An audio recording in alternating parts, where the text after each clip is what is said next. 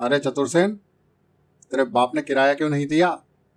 Uncle, दरअसल मेरे छोटे भाई बिट्टू की तबीयत खराब थी। डॉक्टर के पास ले जाना पड़ा। अच्छा, क्या हुआ था? बहुत बुखार था अंकल। और और फिर चतुर्सेन ने वह कारनामा किया जिसे देखकर मकान मालिक के होश ही उड़ गए। हाय, ये क्या किया मूर्ख! आंखों में मिर्ची झोंक दी। तू मुझे बेवकूफ समझता है? मैं तुम लोगों को बस्ती से निकाल दूंगा। आखिर क्यों कर रहा है चतुर्सेन ऐसे अजीब काम? आइए जानते हैं इस कहानी की शुरुआत।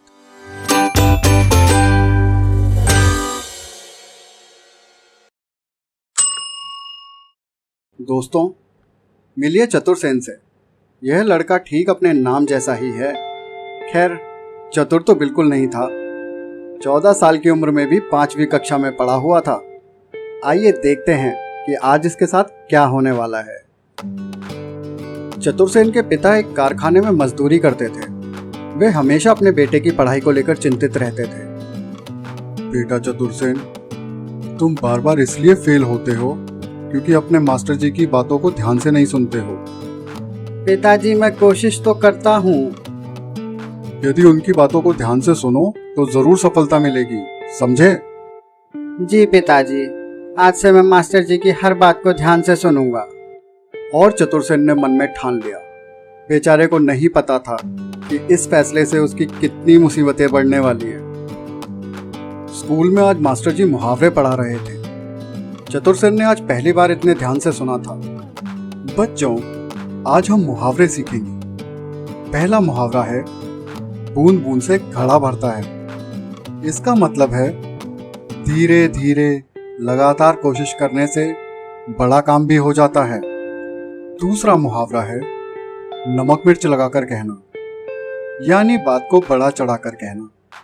वाह, आज मास्टर जी की हर बात समझ आ रही है। अब मैं इन्हीं बातों पर चलूंगा। चतुर्सेन ने हर शब्द को बहुत ध्यान से सुना और याद किया, लेकिन बेचारा नहीं जानता था कि मुहावरों का असली मतलब क्या होता है। दोपहर को चतुर्सेन घर आया तो माँ ने उसे पानी भरने को कहा। यहीं से शुरू होने वाली थी उसकी मुसीबत। बेटा, जल्दी जल्दी खाना खा लो। 4 बजे पानी आ जाएगा तो बस्ती के बाहर वाले नल पर बहुत भीड़ हो जाएगी। रोज की तरह अपना बर्तन भर लाना। जी माँ, आज मैं जरूर सफल होऊंगा। और फिर वो घड़ी आ ही गई जिसका चतुर्सेन को इंतजार था। अब वो दिखाएगा कि मास्टर जी की बात मानना क्या होता है। अरे यार, आज तो अच्छा प्रेशर आया है। मास्टर जी ने कहा था, बूंद बूंद से घड़ा भरता है, मुझे इसी तरीके से पानी भरना चाहिए। और फिर चतुर्सेन ने वह काम किया जिसे देखकर सभी के होश उड़ गए। अरे ये क्या कर रहे हो? इतनी धीमी गति से पानी भर रहा है। तुम जल्दी से अपना बर्तन भरो जिससे हमारा भी नंबर आए। 6 बजे तो पानी ही चला जाएगा।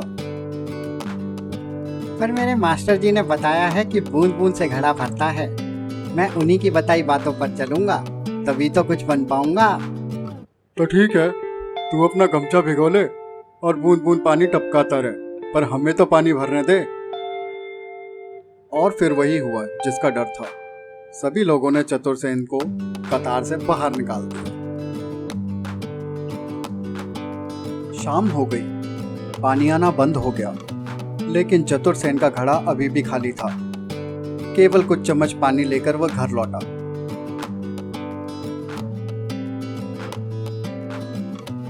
यह क्या चतुर्सेन, इतना कम पानी?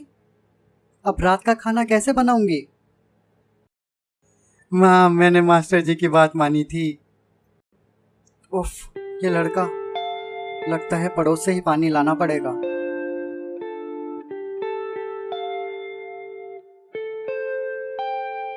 भाभी जी, थोड़ा पानी दे देना। इस लड़के ने आज कमाल कर दिया है।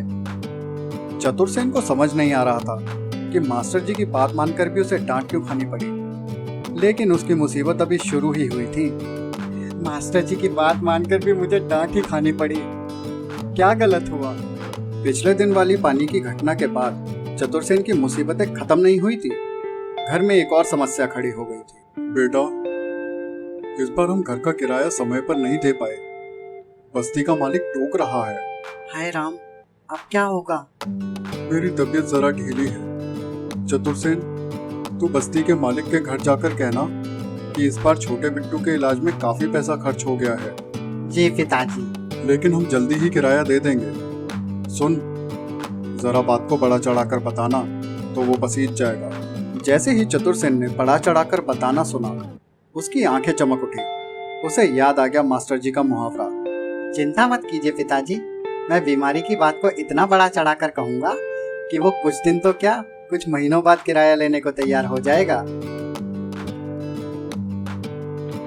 चतुरसेन को लगा कि वो अब बिल्कुल सही रास्ते पर है। मास्टर जी की बात के मुताबिक काम कर रहा है। मास्टर जी ने साफ कहा था, नमक मिर्च लगाकर कहना, यानी बड़ा चढ़ाकर कहना। अब मैं सही तरीके से काम करूंगा। और फिर चतुरसेन पहुंच गया मकान मालिक के घर। अब होने वाला था वह काम जिसके बारे में किसी ने सोचा तक नहीं था। अरे चतुरसेन, तेरे बाप ने किराया क्यों नहीं दिया? अंकल, दरअसल मेरे छोटे भाई बिट्टू की तबीयत खराब थी, डॉक्टर के पास ले जाना पड़ा। अच्छा, क्या हुआ था? बहुत बुखार था अंकल। और फिर चतुरसेन ने वह कारनामा किया जिसे देखकर मकान मालिक के होश ही उड़ गए। हाय, ये क्या किया मूर्ख, आंखों में मिर्ची झोंक दी। तू मुझे बेवकूफ समझता है? मैं तुम लोगों को बस्ती से निकाल दूंगा। चतुरसेन की समझ में नहीं आया कि वह गलत कहाँ था। उसने तो बिल्कुल ठीक वैसा ही किया जैसा मास्टर जी ने उसे कहा था। क्या हुआ बेटा? मकान मालिक ने क्या कहा? वो पिताजी, मैंने तो मास्टर जी की बात के मुताबिक। तुम्हारे लड़के ने मेरी आंखों में मिर्ची डाली है, मैं पुलिस को बुलाऊंगा। अरे भाई साहब, बच्चा है, माफ कर दीजिए, हम कल ही किराया दे देंगे। बहुत मिन्नत खुशामद के बाद मकान मालिक मान गया, लेकिन चतुरसेन की खैर नहीं थी। ये क्या किया तूने? क्या पिटाई खाने के बाद भी चतुरसेन सुधरा या उसने किए और ज्यादा हंगामे? जानने के लिए अगले हफ्ते हमारी कहानी का लास्ट पार्ट जरूर देखें और पुचकी प्लैनेट को फटाफट सब्सक्राइब कर लें।